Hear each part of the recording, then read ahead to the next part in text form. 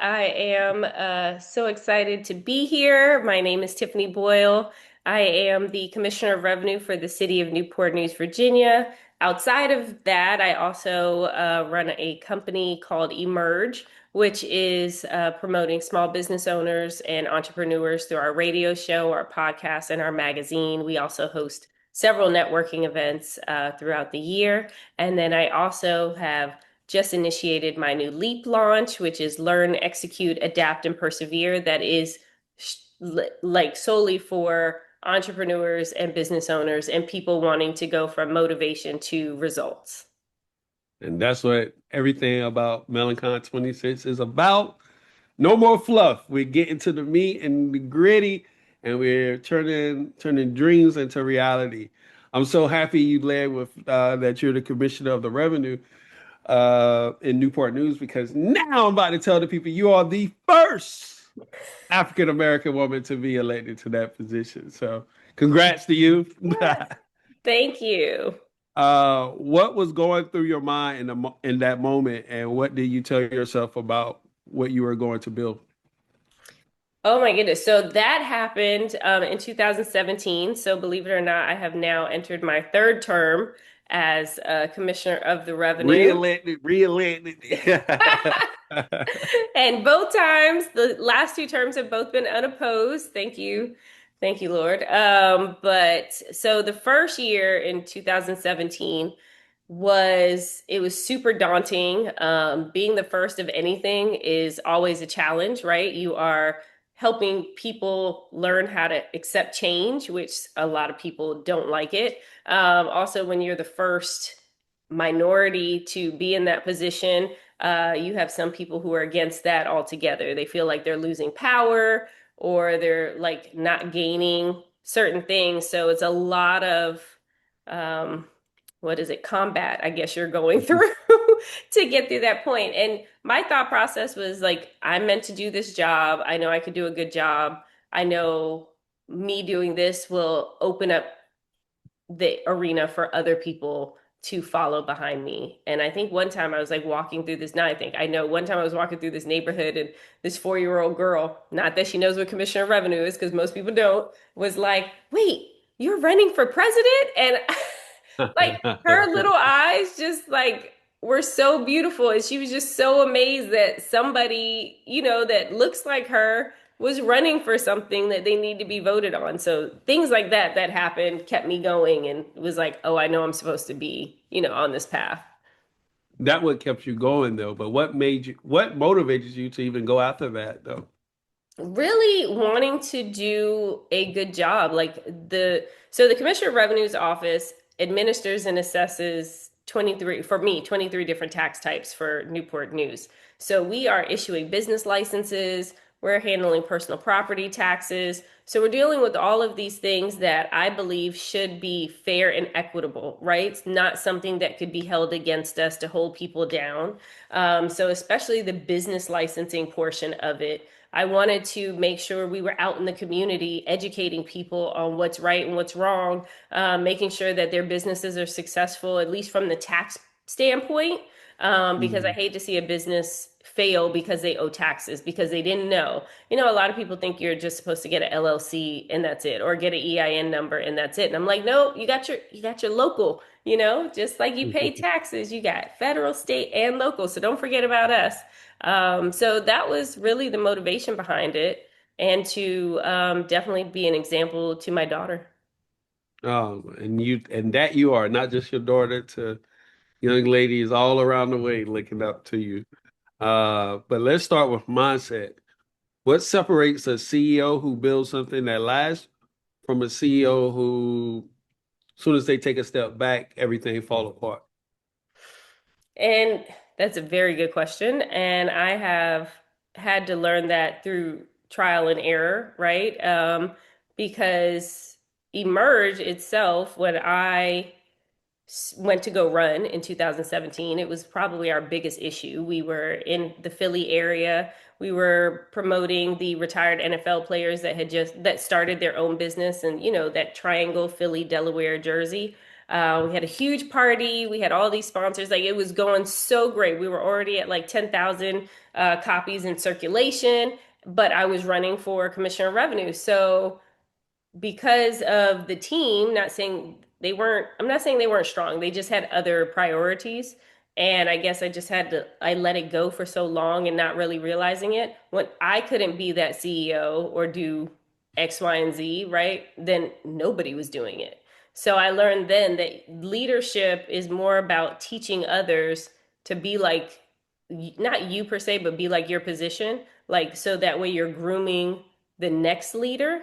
So leaders make more leaders, if that makes sense. And so I've learned that the hard way. So the difference is really knowing the strengths of your people and seeing, having that discernment to know, are they able to take over? Are they willing to take over? Do they have that hustle that, that I'm staying up all night to do X, Y, and Z? Or do they not? And they're just like worker bees. And I don't mean worker bees in a bad way, because we definitely need worker bees. Who else is doing the work? So it's just knowing that and knowing who to groom, versus like who just to give tasks to. Right. As a Kappa, when we bring new people in, we got to train them up so they can take your spot. So, as a business owner and Kappa, I can relate to having to train the next people because you don't want to be the person that's having to stay up all night every night. Like you want to build it. Yes, you stay up all night, but that's somebody else's job at a certain point, right? Right. Uh, you came into the Commissioner of Revenue office on day one and immediately began adapting and implementing changes to internal and operational policies. What told you that the systems in place were not built for long-term stability, and what did you do first? So the first thing I did was observe, right? I had to observe, I had to learn. Like, I don't appreciate bosses that come in and just like, we're doing it my way, right? You have Hmm. people who've been there for I don't know how many years. They now have to adjust to a whole new person that is in charge. So they need to get to know me. I need to get to know them. Again, going back to being a good leader, you are now analyzing your people to see who should go in what spot, right? Right. So the first few months, it's literally observing, analyzing, and I had my plan already because I had a platform when I ran. But it was now how to figure out how to implement that platform with the resources I had and how to grow it. So that's what I did pretty much for the first year and a half. I can tell you it was a whole culture shift. After a year and a half within the office, we went from employees not feeling empowered to being empowered, which is a huge change for them. And then going to a whole new like system with a new person. So yeah. That's amazing. And what people don't know is you oversee one of the largest budgets in the city of Newport News. Uh, what did managing a budget at that scale teach you about the kind of financial discipline and leadership that every CEO needs, regardless of the size of the business? Look, I have been broke. I've had money. So honestly, it's just a multiplication of the numbers. Your system, whether it's $2 or $200, should be the same. Like I know how to add, subtract, multiply. I know how to, because of the fact that I have been broke before, I know how to get my budget to the T, right? So whether it's $3 million, which is probably where I'm at now with operating budget, or when I was making $30,000, like it's still a budget. So I do the Mhm. same thing. It's just multiplication. You still have that same discipline that you need. You still need to know how to forecast to know I'm going to spend this much money by the end of this fiscal year or by the end of my paycheck, those kind of things. So that's literally what I do. I don't think the amount matters. It's your discipline and how you calculate it for sure.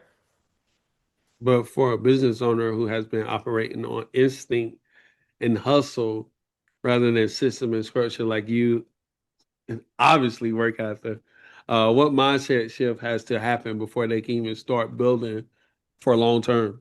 Mhm. So, and again, I have not always been like this. Like I've had to, and we'll get into LEAP, I've had to use my own LEAP framework in order to get like this. So I think the difference is when you're in that, you should always have the hustle mode, always have the grit, but you are more task oriented at the beginning. Like, I have to get this done, I have to get this done. And the shift happens when you're like, I need to be more revenue generating mindset, right? So I Hmm. went from, okay, well, I got to fix the website. I have to do this. I have to do that. I got to do the Eventbrite. I got to do such and such.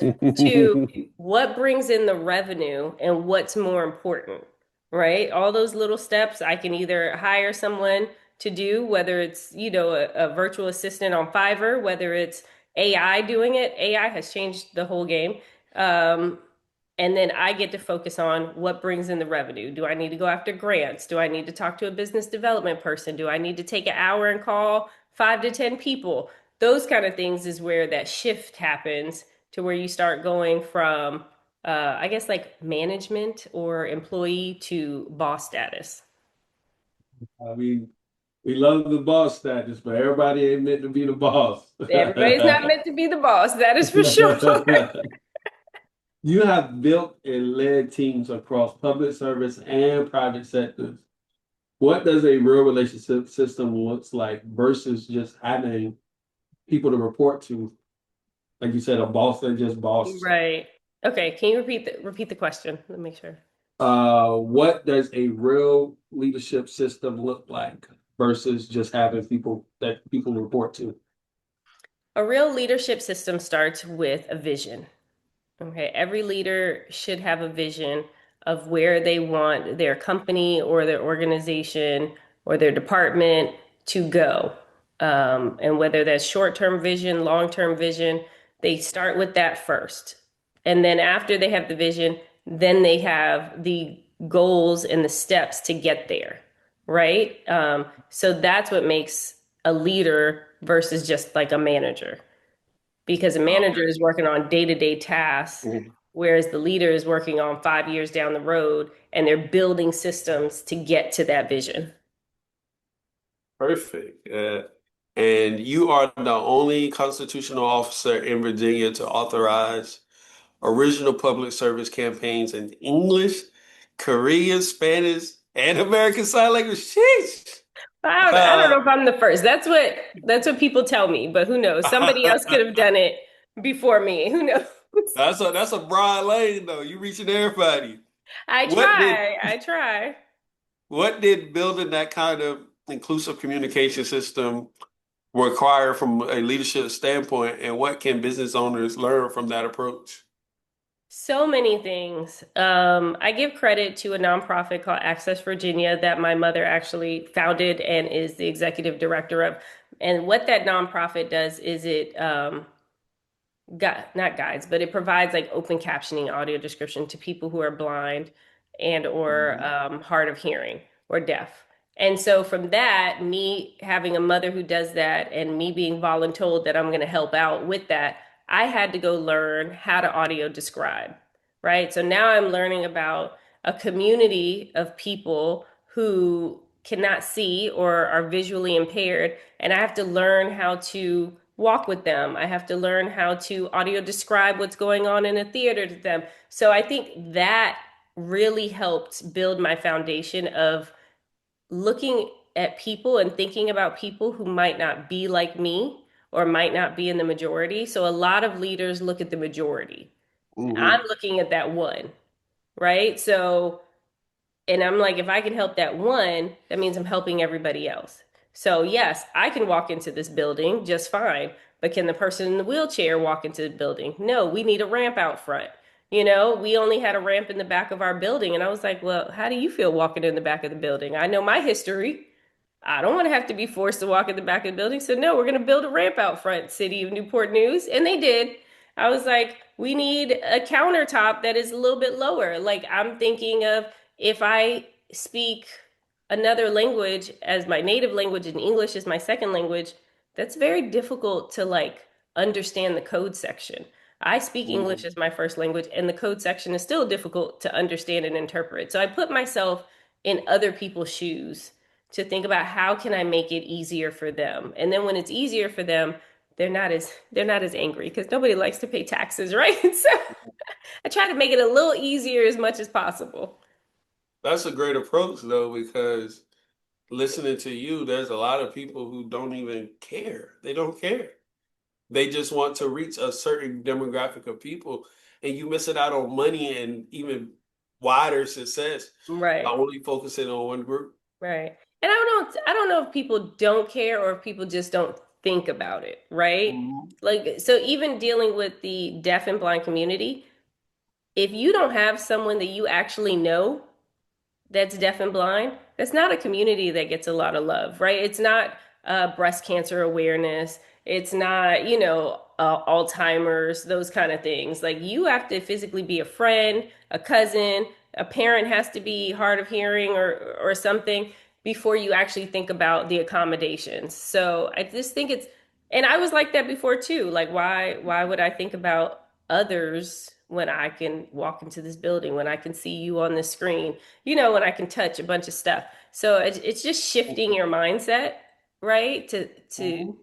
To actually think about the things that we don't normally think about. Some people don't care. Some people just are not thinking about it. It sounds like it's necessary though. It is necessary. Our world is so diverse, and so we should be diverse with it, right? And think about Right. what How could you be in a place like America and not think about every group that you could possibly serve? No matter who you are, there's probably 20 different groups that don't look right. like you that would support you. Hmm. And if you're not reaching out to them or talking to them at their level, how can progress be made? In my Right. opinion, I'm not a professional like you. And I would do so much more, but of course, government, I'm stuck with the budget, right? So I have to Mhm. I have to work within the budget. So we can only do so much at some time. Like I'm missing a whole Arabic speaking community in our, that's now here. And so I'm missing them. And it's just certain things that we don't get to do, but we'd love to do.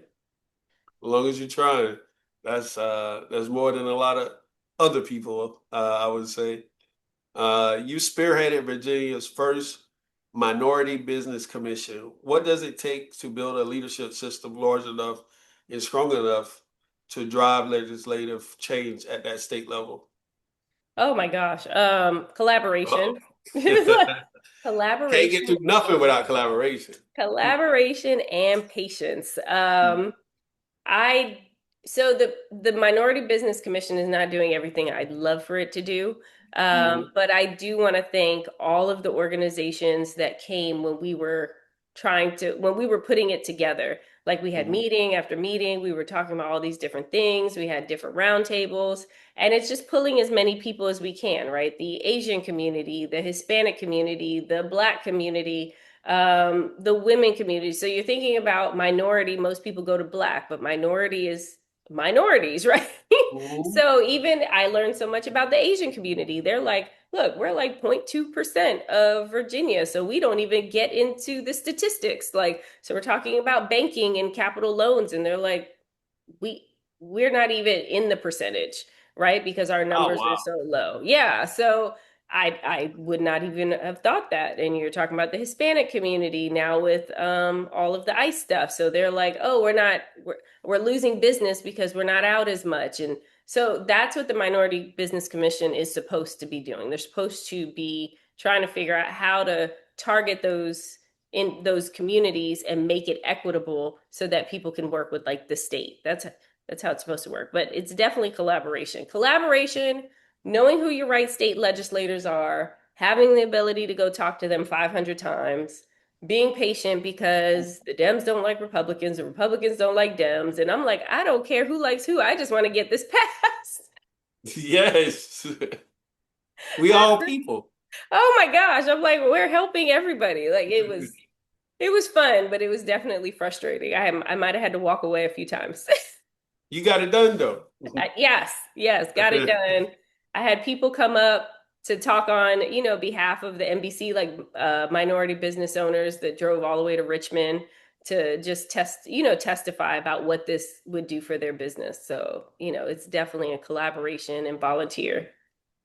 I'm sure you appreciate it, and I'm giving you your flowers. Thank you. Uh, when building a business, uh, how do you build accountability uh, into a leadership system so that things get done with consistency and excellence, whether you are watching or not? So there are definitely systems that you need to put in place, right? So checks and balances, people verifying other people's stuff. At some point, you have to trust your people, depending on what level they're at.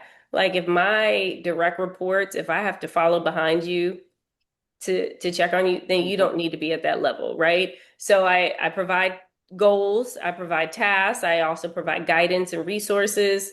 And my accountability is the deadline. Did you get it done or did you not get it done? Right? If you didn't get it done, we got to figure out what happened. This might not be the position for you. I'm also big on communication. So if I task you with something and say you can't get it done by a certain time, I expect you to communicate that with me so that we can discuss, what's going on and see how we can pivot or readjust. So Mhm. I definitely think deadlines, having a clear goal, having clear communication, having clear standards is very important. So a lot of that comes from the planning phase. And I find that a lot of people just want to do versus plan, right? And you got to plan first. It's not a all we got to do is kind of situation, right? I had a friend Can't tell me, click "Oh, that hill if you don't prep first. exactly." I had a friend say, "I think people just get in a room and be like, all we got to do is," and then they start a business, and I'm like, That would it be looking like. Uh, what are what are the most critical financial controls every CEO needs to have in place to protect their organization? I know uh, dealing with taxes, the financial part can make or break a business. Yes. So your budget, again, going to prep, your budget needs to be on point. You need to include your taxes, right? That cannot be an afterthought. You need to know what's coming out, when it needs to come out, what don't you need to include in your revenue, into your profit. And then you need to have certain KPIs. Like I know if I'm like, I just came out with my Leap guidebook. So I know my Leap guidebook costs this much money to produce, right?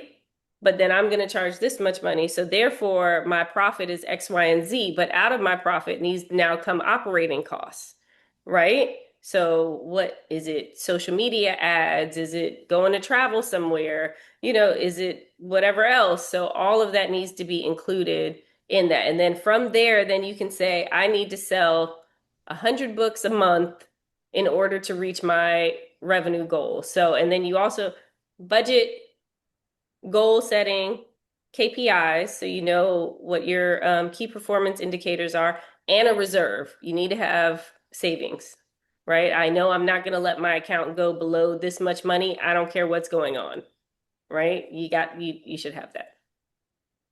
APIs for y'all in the back. She used it a couple times. Key performance indicators. There you go. For those who don't have that knowledge already, there you go. She just dropped it for you. A lot of small business owners are still doing their finances by memory. Uh, I went to a business conference on finance, and the speaker was talking about doing business versus business. What is the risk of that approach, and how do you build financial controls that don't depend on any one person? Oh my gosh. So I have done both, right? I started off doing business and now I hope I'm doing business. So knowing myself, right? Keeping receipts, keeping track of all of these things was so difficult for me. And I was like, oh, I'm just going to do it when it comes time to do taxes. Well, by the time it comes to do taxes, you forgot all of your expenses. You forgot the trips you took that might have been business expense. You forgot all these things. So what I have done is actually super simple. And then most people might be like, what are you doing? But I put everything on a Google Drive. Like I have an Excel sheet. So as soon as I make a purchase, I put it on my Google Drive Excel sheet. Like real quick. But you really have the discipline to, as soon as you swipe your card or put your Yep. card. I You put go it right. straight to the It took Excel? me some years, but I do that now. It's so much easier than me trying to put it in QuickBooks or trying to do or take a picture and scan it and put it in the app. So I found out what worked for me. So I do that and then I can send that to my accountant, right? My CPA. But yeah, before then it was, oh, I'm gonna throw this receipt here, I'm gonna throw this receipt here. Hopefully I find the receipt. And it took me one time to get audited by the IRS and I had to go find a whole bunch of stuff and it was like pulling teeth to find all of these things and I was like never getting. Luckily I had a nice IRS agent. She was like, go look here, give me this. And so yeah, so I had to, and that's part of my leap, learning yourself, right? So I had to learn what works for me in order to keep up with that portion of it. But you have to, especially for small business owners, it's so time consuming to do our paperwork. But if you want to get the capital loan, if you want to get that business line of credit, we have to show our profit and loss statement. We're going to have to show our finances. And in order to do that, you have to keep track of all of your credits and debits. Let's say somebody listening right now and like, oh my God, I'm doing business, not business. What would be their first step to get to that point? Making an Excel form? Yeah, it depends. So it depends on you, right? What is the best way that you can keep track of your business transactions? Is that getting an app? There are apps for it. Is that doing a Google spreadsheet because you could just pull it up real quick and type it in? And so what I do with my Google spreadsheet, though, I have multiple businesses, so I actually put them all on the same spreadsheet, and I just put what it's for. Like, is it for Leap? Is it for Emerge? All of these things. And then by the end of the year, I can then categorize it accordingly. And I don't think about it because I've just put it on the spreadsheet. But I had to learn that for myself. So there's several tools. Is it QuickBooks, and that you put all your receipts in a box and then at the end of the week, you then input it in the system, right? So timing, I know I had to do it right away because I got ADHD and by the time I go do something else, I'll forget. So consistency, timing, knowing what works for you, right? And it's a quick Google search of how can I keep track of my business transactions so that way I am successful by the time it's tax season. Yes. I think that was some gems. I think I just learned something personally. Good.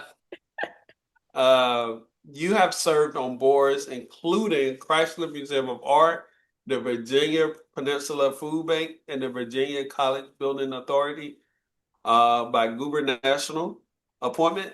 What has serving at that level taught you about what it takes to build organizations that outlast founders?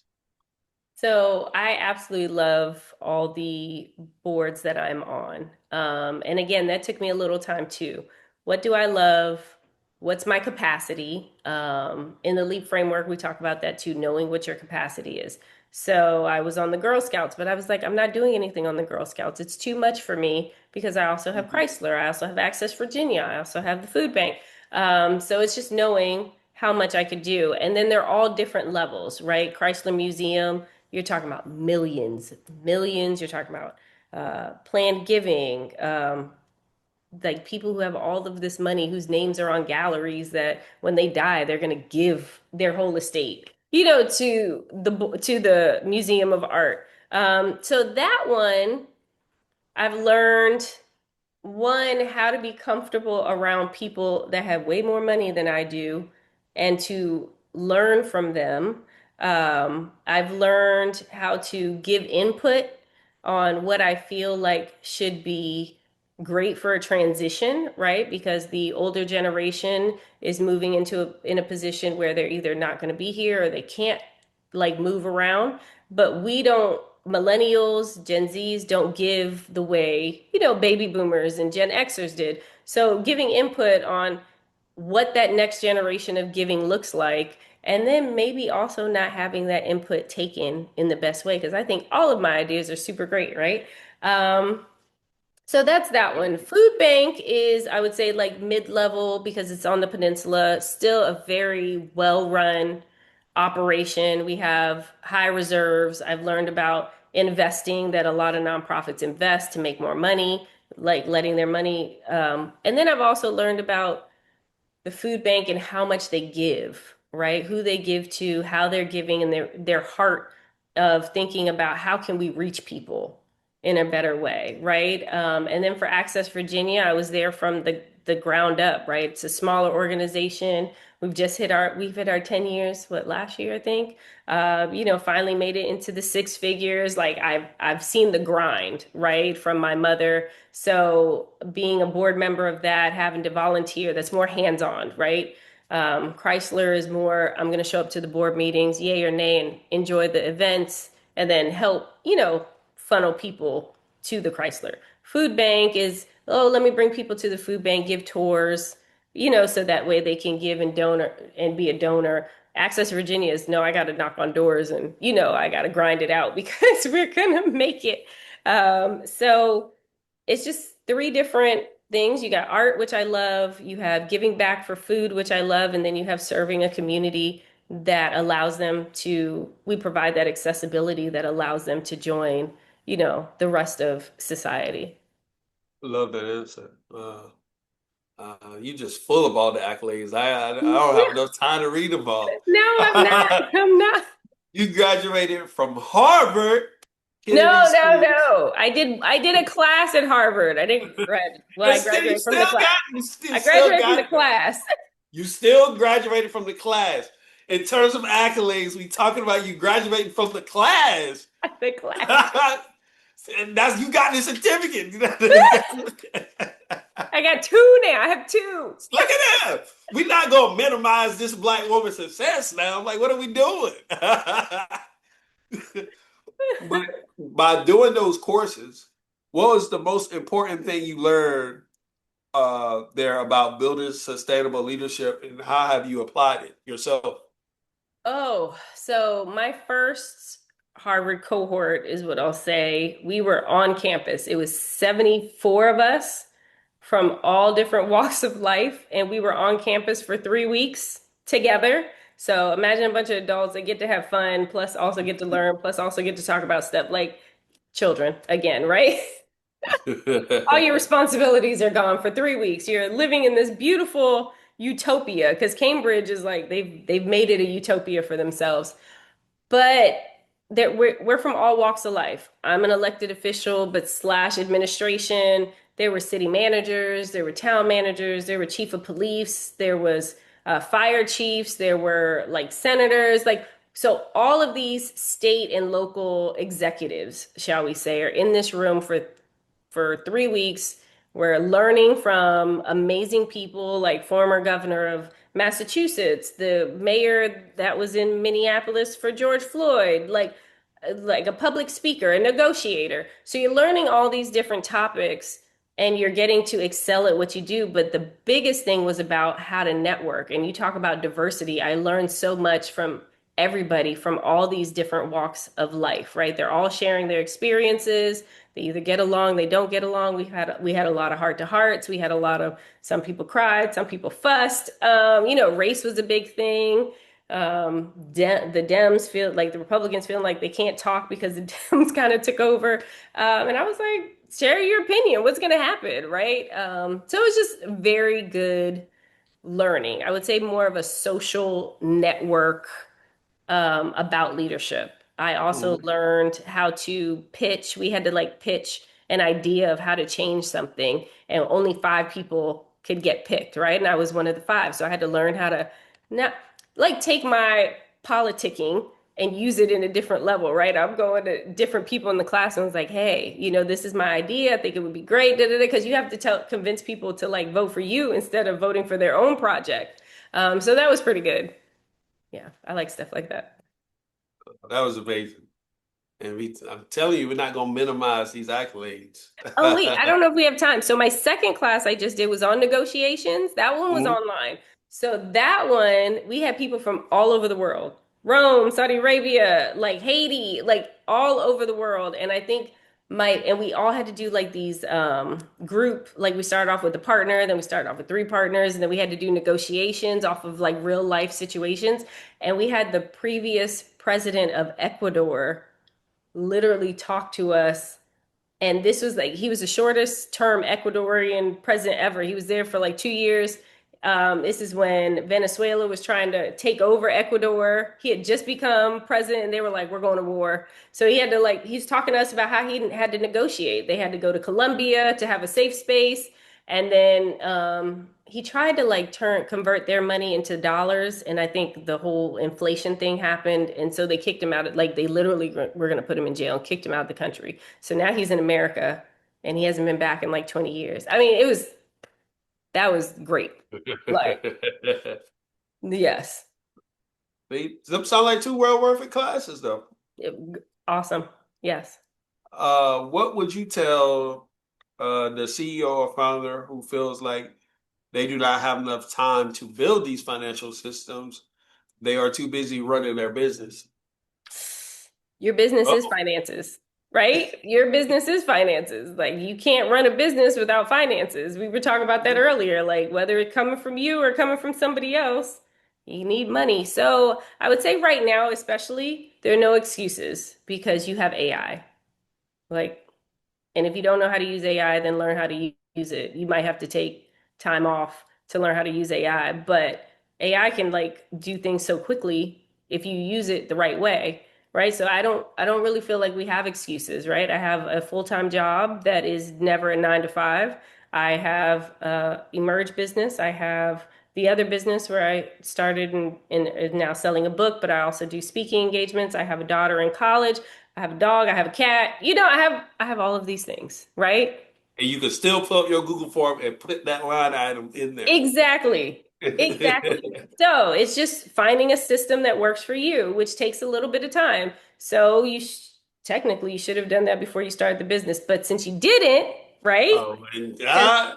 because you didn't, which I've been there, because you didn't, now you're gonna have to pause and figure out what those systems are. You take a day or two to figure out those systems, it helps for the rest of your time, right? Versus you struggling for weeks or months or years. What's the best advice you have received on building these systems up? The Hmm, discipline part of it. that's a good question. I don't know. That's a good question. I guess just to do it. I'm trying to think. I think you gave some good advice that I'm personally going to use. Maybe don't be scared. Okay. Like that to me is a big thing. Like if we don't know something, like finances is a foreign language to us, we tend to push it to the side because we're a little scared of it. So Hmm. just don't be scared and just knock it out. They have YouTube videos. Like You to university, it go at it. Google helps Uh, everything, right?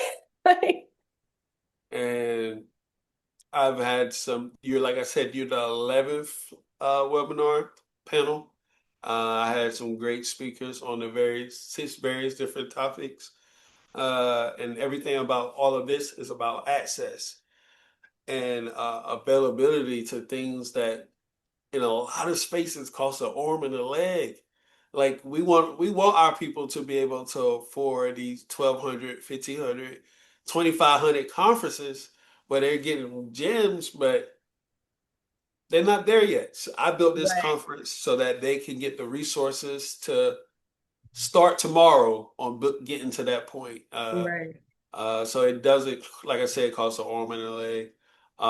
As a speaker, as a business owner, as somebody who's engulfed into the community of finance, what does something like Melancon and these conversations mean to you? I think it's absolutely essential, right? For you to do what you're doing to help so many other people. And like you said, conferences cost a lot of money. So you might not be able to go to all of them, but you can go to Melancon for now, right? Because eventually Right. you're going to get Yeah. right. Eventually, you're gonna be the $1,200 ticket. I just think it's essential for us to gain as much knowledge as we can from where our level of access is, right? No matter what your access is, there's always some resource available to you.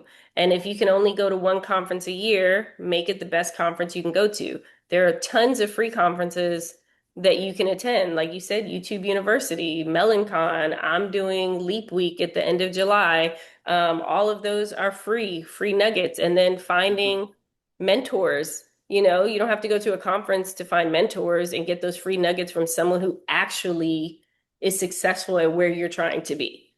Right? So, Hmm.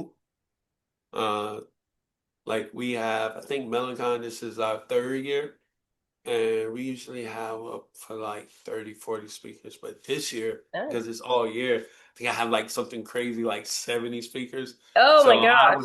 I would encourage, and that's 70 out of like 1,500.